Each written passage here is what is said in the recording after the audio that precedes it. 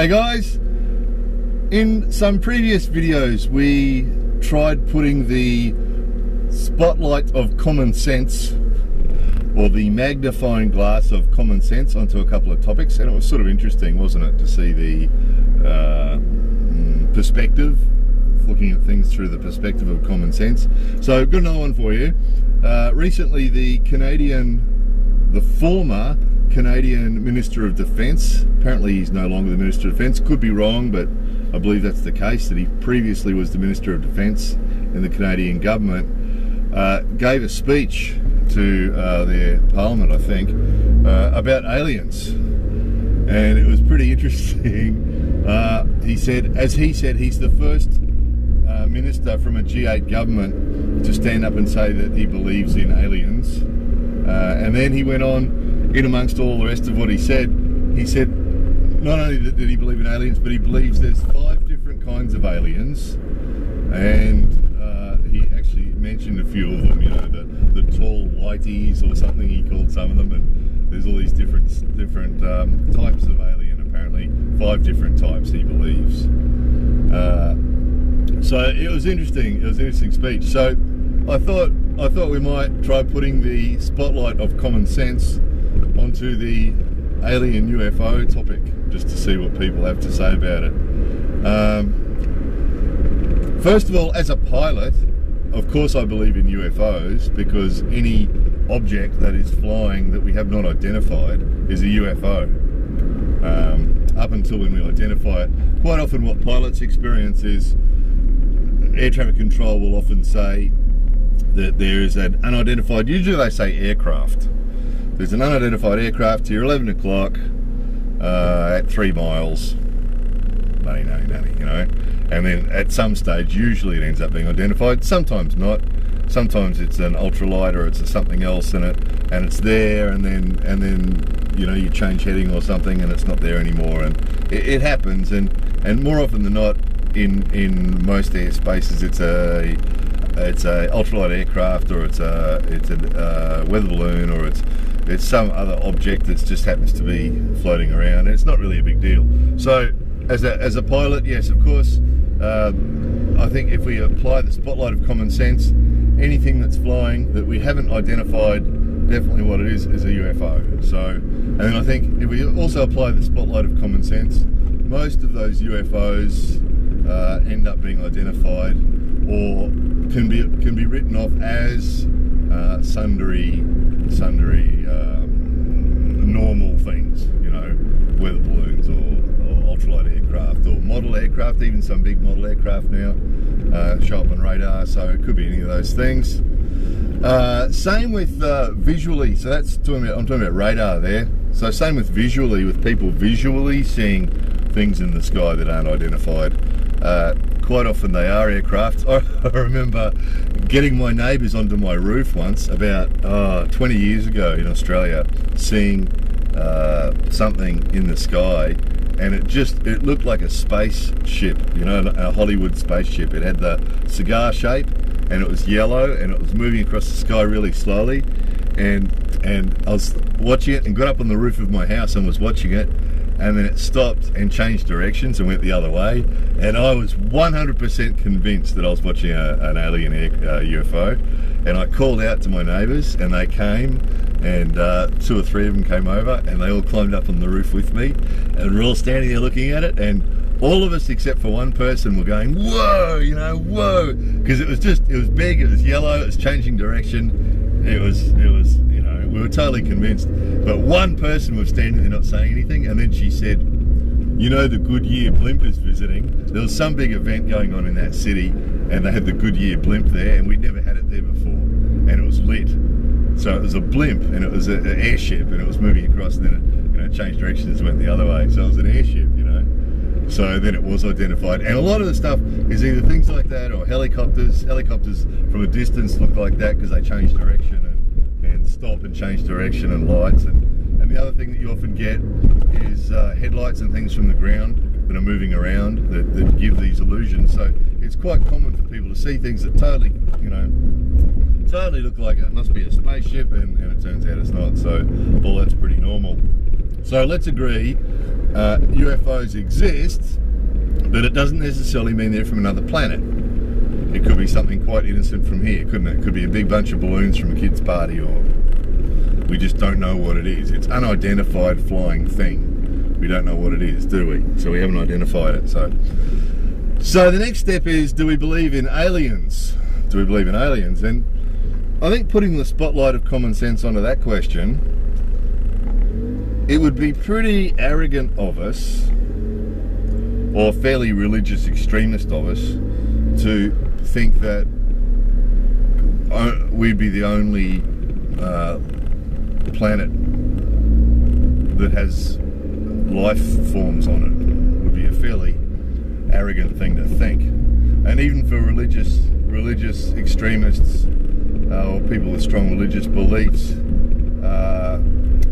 it might even be arrogant to think, if you believe that God created us, well, maybe he created another planet too, you know. But it would be, from a scientific point of view, if the random elements could come together for us to be here, well, fair to think that the random elements could come together somewhere else, and at some planet that just happens to be the right temperature and have the right elements and everything else, that life could be there as well. Particularly as the elements that made us could end up, the same elements could have ended up somewhere else in the right environment. So if we put the spotlight of common sense onto that, could life forms exist on another planet? I think it's fair to say yes. And I think that the scientific people, you know, most scientific people either believe that or think that it's unlikely that it could only be us. Seems to be the common thinking. So if we just agree on that, just for the sake of the argument, if we can agree that it's likely that there is living beings on other planets, and then, okay, can we believe that those living beings could have developed their technologies and so on to a point that's equal or more advanced than ours?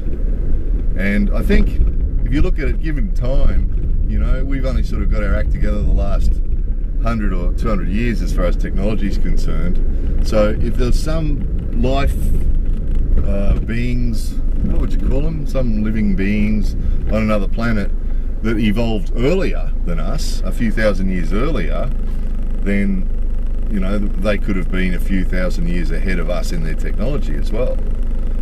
Or they could just have better brains, you know. That's possible too. Our brains, you know, on our planet we've got the best brain, but on another planet, you know, our sort of brain level might be pretty average, you know. So they could just have better brains than us, and so they've developed stuff quicker. So that's possible as well. So, you know, if we can agree on that it's possible that on some other planet there is a bunch of beings that are actually more evolved than us, which means that they could have better space exploration abilities than we do.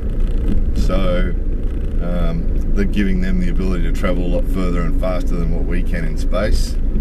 So it's possible, if we look at it, if we're just accepting this, I'm sure there's people already going, no, bullshit, that's fine, but if we just follow this along for a while, just bear with me for a minute, you know. So let's say that is the case, and that there is a planet somewhere that has other beings on it, and they have developed space travel to the point where they can travel and visit us. Okay, so they've mapped the universe or more, and they know where we are, and they worked out where we are, and they go, well, let's go check those guys out. So they do it. They jump into their space vehicle and come to visit us.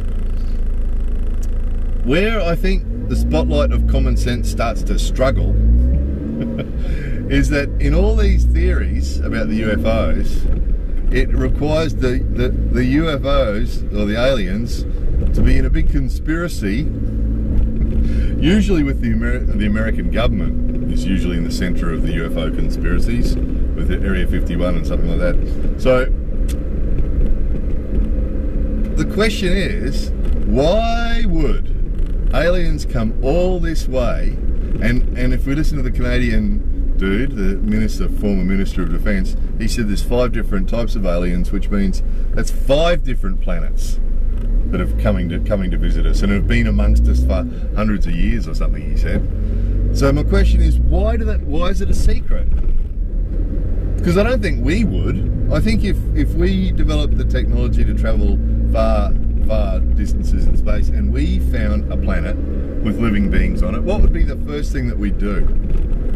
I would imagine the first thing we'd do would be to try and, well, we're doing it now. We've got the SETI system where we're trying to communicate with aliens. We're monitoring, this is true, SETI I think it is, SETI, and it's monitoring the airways for signals from space. So looking for aliens, basically using radio gear of different types. So I think the first thing we'd do if we found another planet with intelligent life would be to try and communicate with them. We'd try and send them signals, try and get their attention, and try and communicate with them, wouldn't we? And then at the same time probably start to plan to send a spaceship to visit them. And then if we did manage to go visit them, first thing to do is be what? We'd turn it, we go, hey! And we give them presents and stuff, for sure, right? So why would 5 different types of aliens from 5 different planets all decide to come here and check us out and make 0 contact with us? Not talk to us, not just turn up and go hello. I mean, wouldn't you? Wouldn't they? You know, wouldn't they turn up and land somewhere in a big open space in the middle of nowhere, and then, you know, hey, how you doing? You know, and communicate with us and such. Why would you come all this way? You know, it'd be like someone living in Japan traveling to Europe and then hiding in a park somewhere and just watching the other people from the European people from behind trees, and then getting on the plane and flying home again. Maybe taking some photos. Why would you do that? Why would you do that? And I know there's some conspiracy theories about this. Oh, it's because they think that if they talk to us, we'll shoot at them or we'll do something, or they've been monitoring us and they know that we're violent and they don't want to mess with us, or like a conservation type thing. They don't want to mess with us because they don't want to affect our future. And a lot of this stuff you'll recognise from Hollywood. You know, the images, and it's what came first, the chicken or the egg, but a lot of these things can be traced back to Hollywood. So the images that we get, the descriptions that we get that people give of flying saucers and of aliens are almost always images that came to us from Hollywood, that they can trace back to some movie in the 1950s, you know, and then they talk to the set designer from there, and he said, oh yeah, well I made up this image of a spaceship, and I made up this image of an alien, and I drew this alien, you know, with the big eyes, and the skinny body, and the long arms, and the long legs, and you know, Hollywood design, you know? So that the imagery that we're given from people that say that they've seen spaceships and seen aliens and that sort of stuff is directly from Hollywood. It's not coincidence. You know, these images have been planted into our minds of what spaceships, and it's always a similar thing, isn't it, with the big eyes and the long arms. Why would it even be in the same scale as us? Why wouldn't an alien turn up in a spaceship this big? Why does he have to be the same scale as us? Usually it's a bit smaller or a bit taller. Why? Wouldn't it be, he could be really, really tiny. He could be really, really big. Like 10 stories big. You know? It's always the same, and always 2 arms, 2 legs, 2 eyes. Really? Why? Why? Why? Assuming these creatures have evolved on another planet, they'd have different environments and they wouldn't evolve exactly the same as us. And they usually turn up speaking American English. Hello, hello. You know, it's all straight from Hollywood, most of it. So, and then that's without getting into the conspiracy thing. So then, you know, the American government, for some strange reason, out of all the surface of the Earth, most of these aliens come visit, they turn up in America first. Why? But they do. They turn up in America first, and you know, Area 51, the American government's got them hidden. Then we get in the conspiracy track yet again, and you know, so we got all these. Then you have all these people that are working at Area 51, looking at alien bodies and alien spaceships every day, and they go home to their family at night, and the family say, "How's your day, dear? Anything special?" "No, nothing special."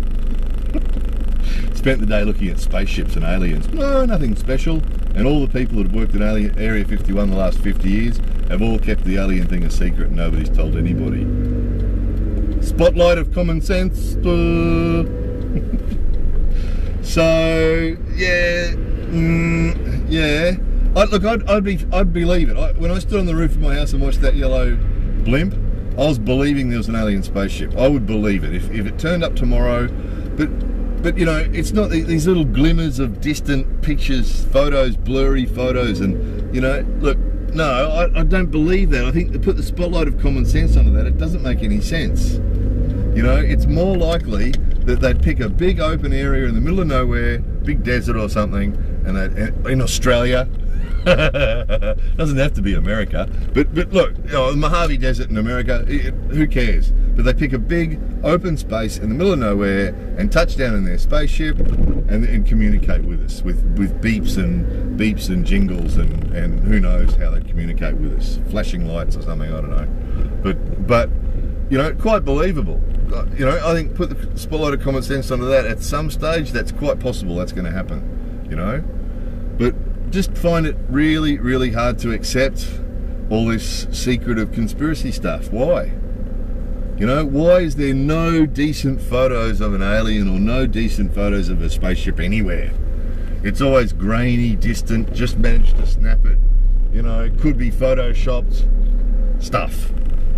You know, the technology being what it is, if you caught a real photo of a real alien and gave it to the experts, you'd be able to get experts standing up on a witness stand in a court saying, "Oh, I swear that photo is real."